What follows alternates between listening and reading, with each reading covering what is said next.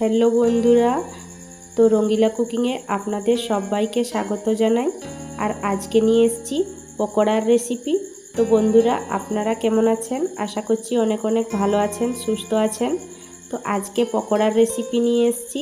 আর আজকে যে পকোড়াগুলো আমি তৈরি করেছি, সেই পকোড়াগুলো কিন্তু আপনারা এই রেসিপি দেখলে আপনারা অনেকটাই পছন্দ করবেন। আর আমি যে পদ্ধতিতে পকোড়াগুলো তৈরি করেছি আপনাদেরকে অনেক অনেক ভালো লাগবে। আর খেতেও কিন্তু এই পকোড়া খুবই দারুণ হয়। আর এই পদ্ধতিতে যদি আপনারা পকোড়াটা তৈরি করেন বাড়িতে, খেতে কিন্তু অনেক অনেক ভালো লাগবে।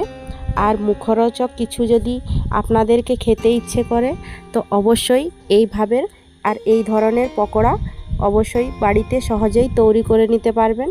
আর পকোড়াটা দেখতে যতটা সুন্দর হয়েছে বন্ধুরা, খেতে কিন্তু একদম অনেকটাই সুন্দর লাগবে। আর খেতে খুবই ভালো লাগবে। ছোট থেকে বড়রা যে খাবে এই পকোড়া অবশ্যই আপনার অনেক অনেক তারিফ করবেন।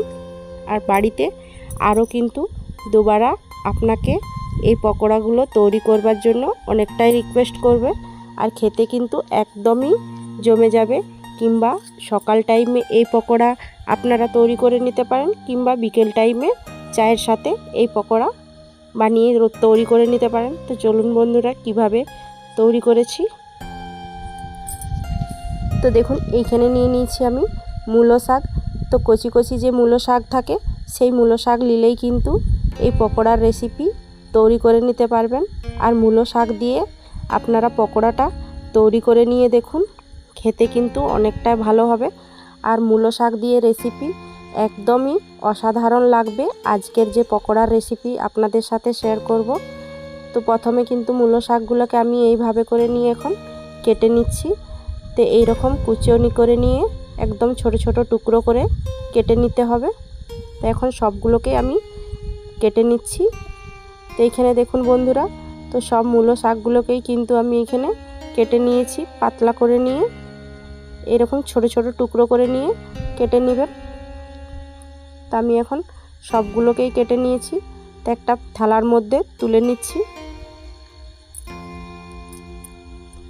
তো বন্ধুরা, একটা থালার মধ্যে তুলে নিয়েছি। আর একদম মিহি করে কিন্তু আমি এখানে কেটে নিয়েছি। তো সাইডে রেখে নিচ্ছি। তো একটা জায়গার মধ্যে নিয়ে নিচ্ছি জল।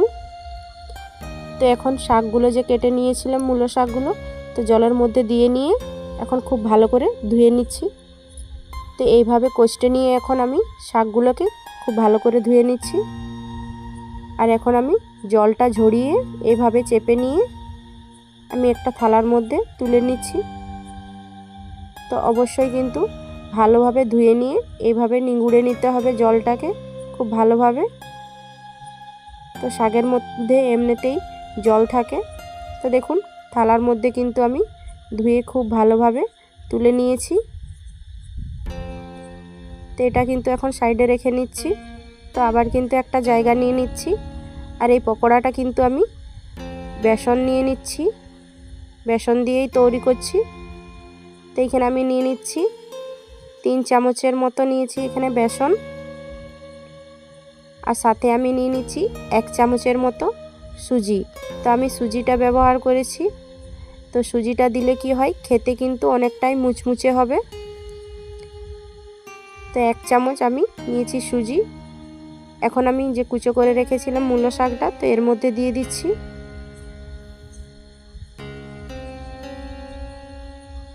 তো মূলো শাক এখানে দেওয়া হয়ে গেছে। তো দিয়ে দিচ্ছি 1 চামচের মতো কর্নফ্লাওয়ার। তো আপনারা চাইলে চালের গুঁড়ো দিয়ে দিতে পারেন। তো আমি এখানে কর্নফ্লাওয়ার দিয়েছি, খেতে কিন্তু অনেকটাই মুচমুচে হবে। স্বাদ মতো দিয়ে দিয়েছি লবণ, 1 চামচের মতো কাশ্মীরি লাল লঙ্কার গুঁড়ো, 1/2 চামচের মতো হলুদের গুঁড়ো দিয়েছি। আর সাথে আমি 1 চামচ দিয়ে দিচ্ছি আজওয়াইন। তো আজওয়াইনটা একটু এইভাবে করে হাতের মধ্যে ক্রাশ করে নিয়ে দিচ্ছি। এটার ফ্লেভারটা কিন্তু খুব ভালো লাগে, তার জন্য দিয়েছি। অবশ্যই আপনারা দেবেন। আর সাথে দিয়ে দিচ্ছি এখন 1/2 চামচের মতো আমি কালো জিরে দিয়ে দিলাম। কালো জিরের ফ্লেভারটাও কিন্তু অনেকটাই ভালো লাগে।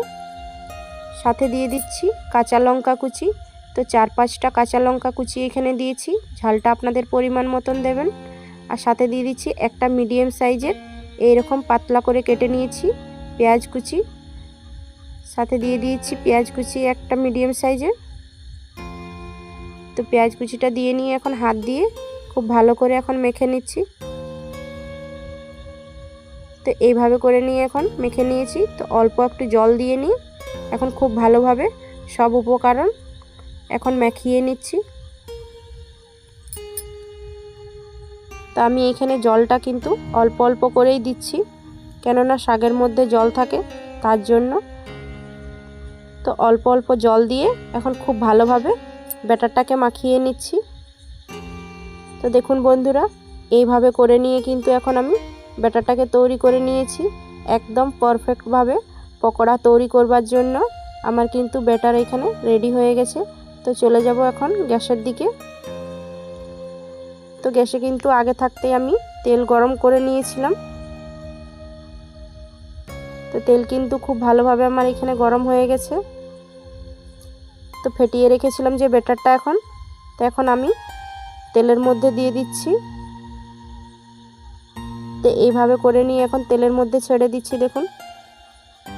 তো অবশ্যই কিন্তু এই কাজটিকে অনেক সাবধানের মধ্যে করে নিতে হবে, কিন্তু তেলটা এখন অনেকটাই গরম তার জন্য। তো তেলের মধ্যে কিন্তু এখন আমি ব্যাটারটাকে খুব ভালোভাবে ছেড়ে দিয়েছি। তো এখন এক সাইডটা কিন্তু খুব ভালোভাবে হয়ে গেছে। তো এখন একটা চামচ দিয়ে নিয়ে আমি এক সাইডটা ভালোভাবে উল্টে নিচ্ছি।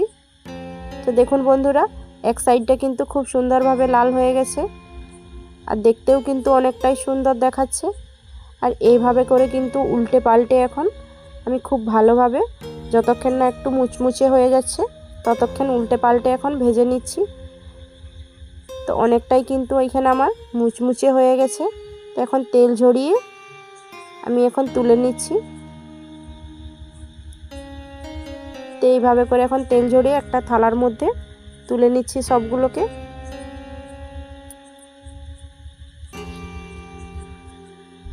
তো বন্ধুরা, থালার মধ্যে এখন তুলে নিয়েছি দেখুন।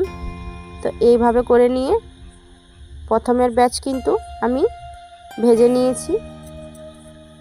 তো আবারও ওইভাবেই সেম প্রসেসে আমি এখন তেলের মধ্যে ছেড়ে দিলাম। তো ওইভাবে করে নিয়েই কিন্তু এখন আমি এক সাইডটা পল্টে নিচ্ছি। তো অবশ্যই এইভাবে করে নিয়ে পল্টে নিতে হবে। তো বন্ধুরা, এইভাবে করে নিয়ে সব পকোড়াগুলো কিন্তু এখন তৈরি করে নিয়েছি দেখুন। তো চলুন সার্ভ করে নিয়ে আপনাদেরকে দেখাচ্ছি। তো এইখানে আমি একটা প্লেটের মধ্যে সার্ভ করে নিয়েছি দেখুন। তো কতটা সুন্দরভাবে আমার কিন্তু পকোড়াগুলো সব রেডি হয়ে গেছে। আর এইখানে বন্ধুরা আমি টমেটো সসের সাথে সার্ভ করেছি। আপনারা যে কোনো চাটনির সাথে কিংবা আপনারা যে কোনো সসের সাথেও আপনারা সার্ভ করে নিতে পারেন, খেতে কিন্তু অনেকটাই সুন্দর লাগবে। তো বন্ধুরা, আর সাথে দিয়ে দিচ্ছি আমি এইখানে অল্প করে একটু বিট নুন। তো বিট নুন উপর থেকে ছড়িয়ে দিলে কি হয়, খেতে কিন্তু অনেকটাই সুস্বাদু হয়ে যাবে আর খেতে খুবই ভালো লাগবে। তো দেখুন বন্ধুরা, আজকে মূলো শাক দিয়ে নিয়ে আজকে পকোড়ার রেসিপি আপনাদের সাথে শেয়ার করেছি। কতটা ভালো লেগেছে আপনাদের কাছে। তো এইভাবে করে নিয়ে অবশ্যই বাড়িতে একবার হলো তৈরি করে নিয়ে দেখুন। মূলো শাক দিয়ে পকোড়ার রেসিপি আপনাদের কাছে অনেকটাই ভালো লাগবে। তো এই পকোড়াগুলো দেখতে যতটা সুন্দর দেখাচ্ছে, খেতে কিন্তু অনেকটাই সুন্দর লাগে। বাড়িতে বড়দেরকে কিংবা ছোটদেরকেও মুচমুচে এই রকম পকোড়ার রেসিপি তৈরি করে নিয়ে দেন, খেতে কিন্তু অনেকটাই মজা লাগবে। আর এইভাবে করে কিন্তু বারবার করে তৈরি করে নিতে পারবেন পকোড়ার রেসিপি। তো বন্ধুরা, আজকের রেসিপি আপনাদের কাছে কেমন লেগেছে? যদি আপনাদের ভালো লেগে থাকে তো অবশ্যই একটি লাইক করে দেবেন। পরবর্তীকালে আবার একটি রেসিপির সাথে দেখা হবে। টাটা।